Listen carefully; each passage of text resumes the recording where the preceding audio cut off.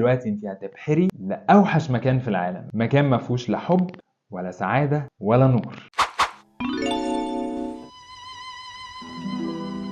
الملك وافق والأميرة وافقت وعملوا فرح رهيب جدا وعاش معاهم شايل البنت والمملكة على راسه. وبعد مرور سنة ربنا رزقهم بنونو، طفل ولد جميل. هو كان جميل بس زنان فهنسميه عمر.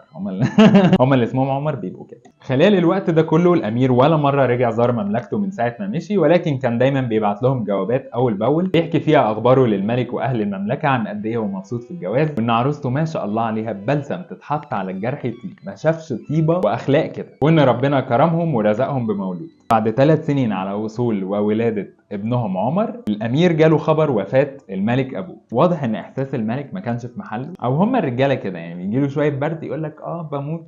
وعاش 4 سنين من اللحظه اللي كان فاكر انه بيودع فيها. المهم ساعتها ابو عمر وام عمر خدوا عمر على سفينه ورجعوا المملكه بتاعته. وبعد سفر ايام طويله ومرهقه، في يوم السماء كانت صافيه والشمس كانت طالعه فيه كده، عمال السفينه كلهم كانوا نايمين. الامير والاميره وابنهم عمر كانوا قاعدين لوحدهم على سطح المركب في ساعه صفا شويه، وقال لها انا عايز انام. اول ما نوصل انا مش هخلص، الناس دي هتاكل دماغي، دي اخر فرصه ننعم بشويه راحه. هي ردت عليه قالت له انت اتكل على الله، انا قاعده هنا بالواد، الله اعلم هيشوف البحر امتى تاني، انا هلعبه شويه وانت اتكل على الله. شويه والاميره قاعده بتلاعب عمر على سطح السفينه لوحدهم. السما غيمت والشمس غابت والجو قلب، ولقت جسم جاي من بعيد بسرعه جدا على السفينه. وما قربت على سور السفينه عشان تحاول تفهم ايه ده، لقيته قارب حجري. حجر وقارب ازاي معرفش، بس هي القصه كده. واقف جواه شخص، والشخص ده مره واحده تسلق سور السفينه ونط نزل قدامها. البرق نور، الاميره لقت قدامها ست عجوزه جدا شكلها غريب جدا، مش هنعيب في شكلها بس احنا هنحتاج نوصفها قدام. المهم ان هي كان شكلها لا يرضي عدو ولا حبيب، حاجه كده غايه في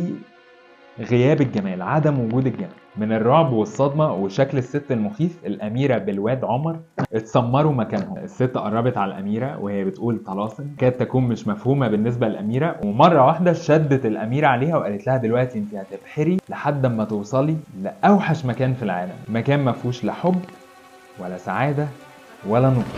واول ما قالت كده قامت قلع الروب بتاعها وقامت ناتشه الروب بتاع الاميره، لبست الاميره الروب بتاعها ولبست روب الاميره، زودت شويه طلاسم كمان، وساعتها بقت صوره طبق الاصل من الاميره. بظهر ايدها قامت سكع عمر من ايد الاميره وقامت شايلاها حطها في القارب الحجري اللي هي جت عليه وزقتها. قصه انتنس قوي عشان تعرفوا ان قصه الكابوريا كانت رحمه. للاسف حلقتنا خلصت، فهنكمل القصه الرهيبه المثيره دي في حلقه بكره. ام عمر راحت خلاص، عدها لها المره دي طلعت غشيمه برضه. وضناك الواد الزنان ابن الزنانه ده باي.